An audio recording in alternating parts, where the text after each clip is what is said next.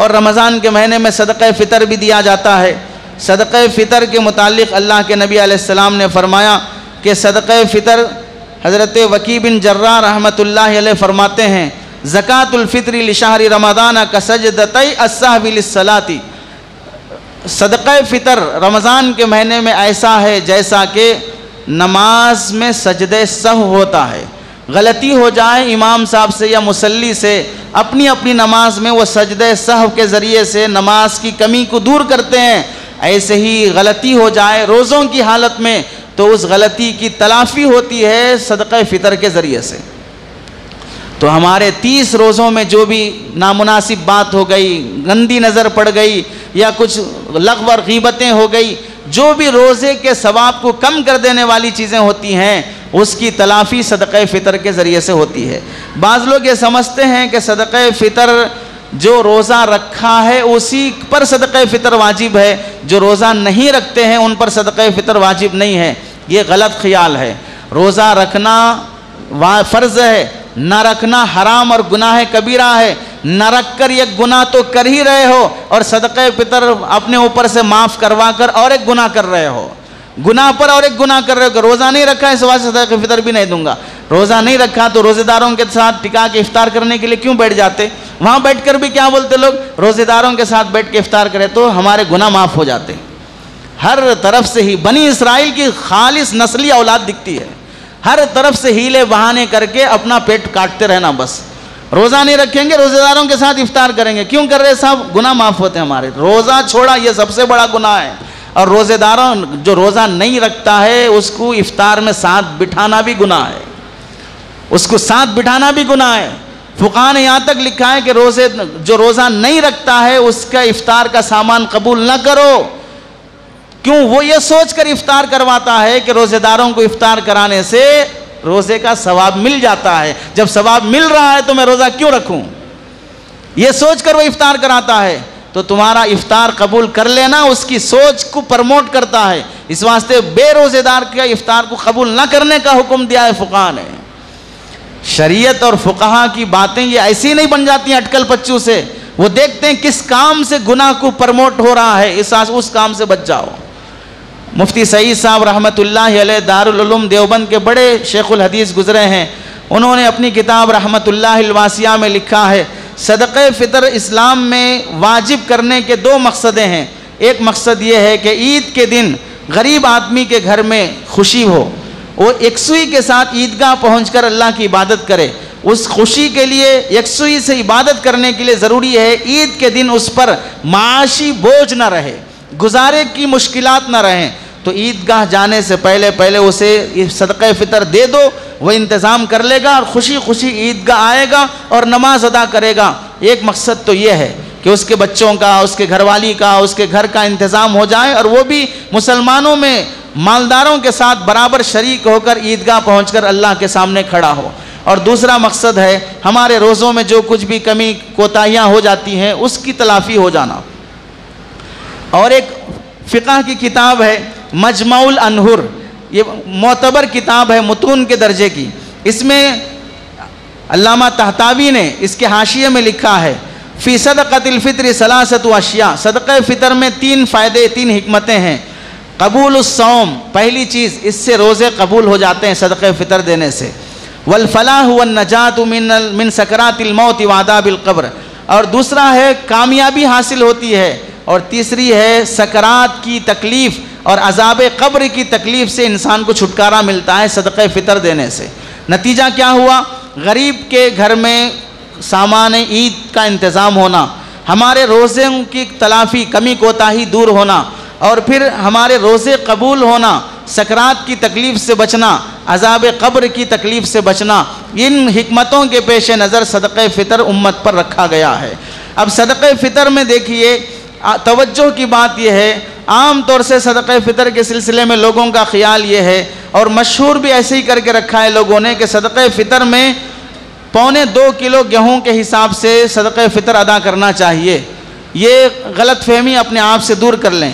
5 باتیں آپ کے سامنے آئیں کہ ہم غریب کے گھر میں عید کا سامان، ہمارے روزوں کی کمی کوتاہی دور ہونا، ہمارے روزے قبول ہونا، سکرات کی تکلیف سے بچنا، قبر کی تکلیف سے بچنا، یہ 5 حکمتیں حاصل ہونا ہے 80 روپے میں حاصل ہو جائیں گی۔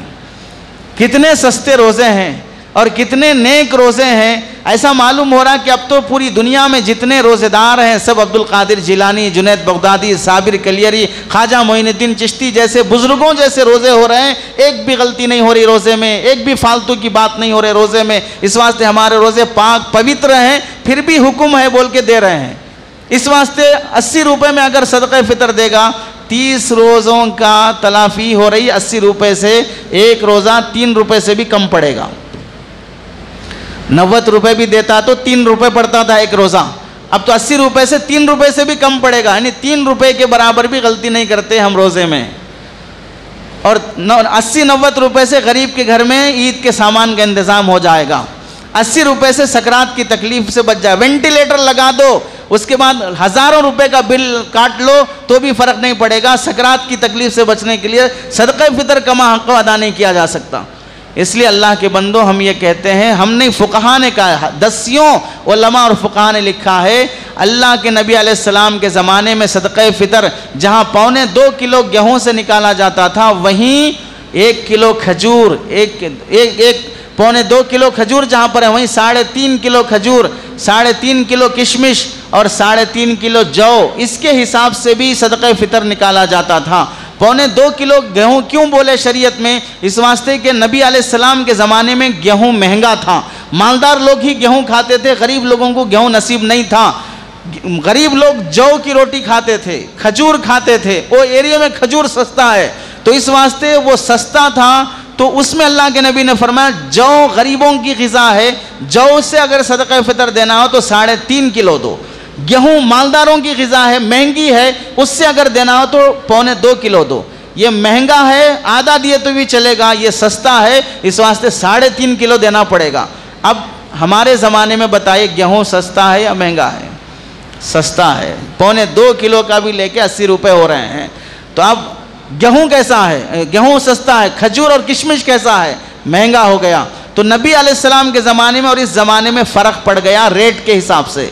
تو ہماری ذمہ داری ہے 2.25 کلو کے بجائے ہم 3.5 کلو جو، 3.5 کلو کھجور، 3.5 کلو کشمش کے حساب سے صدقہ فطر دینے کی کوشش کریں، تاکہ وہ 5 حکمتیں جو ہم نے ذکر کی وہ حاصل ہو سکیں۔ اس لحاظ سے جو کا صدقہ فطر 3.5 کلو کا ریٹ ہوگا 245 روپے۔ ایک آدمی کا صدقہ فطر، آپ کے گھر میں 4 آدمی رہتے ہیں، 250 کے حساب سے 1000 روپے صدقہ فطر نکال کر غریب کو دو گے تو 1000 روپے سے عید کے دن کا سامان آ سکتا ہے، 80 روپے سے نہیں آ سکتا۔ ایسے ہی اگر کھجور اور کشمش سے صدقہ فطر نکالو گے تو 980 روپے ایک آدمی کا صدقہ فطر بنتا ہے، 980 روپے۔ اور جس کو اللہ نے حیثیت دی ہے اس لحاظ سے وہ اس کے ذریعے سے صدقہ فطر ادا کرنے کی کوشش کرے۔ صدقہ فطر چھوٹے دودھ پیتے بچے کی طرف سے بھی دینا پڑے گا۔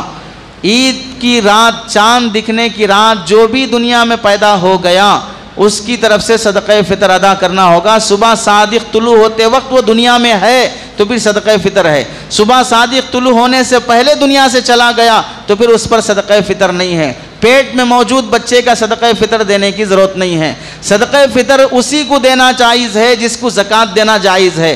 زکوٰۃ جس غریب آدمی کو دینا ہے، صدقہ فطر بھی اسی غریب آدمی کو دینا ہے۔ جس کو زکوٰۃ دینا جائز نہیں اس کو صدقہ فطر دینا بھی جائز نہیں ہے۔ صدقہ فطر واجب ہونے کے لیے مال پر 1 سال گزرنا ضروری نہیں ہے۔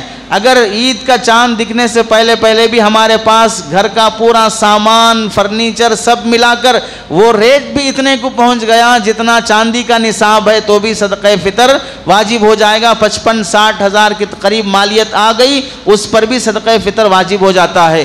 اس لیے صدقہ فطر ابھی سے ادا کرنے کی کوشش کرو، عید سے پہلے نہیں، ابھی سے رمضان کا چاند دیکھنے کے بعد سے ہی صدقہ فطر نکال دینا فقہا کے نزدیک جائز ہے، کیونکہ روزوں کی تلافی اور 20 روزے ہو چکے ہیں، تو اس واسطے ابھی سے صدقہ فطر دے دو۔ اگر کوئی عید کے آخری دن تک بھی نہیں دے سکا، گناہ تو نہیں ہوگا، مکروہ ہوگی یہ بات، لیکن بہر صورت دے دینے کی کوشش کی جائے۔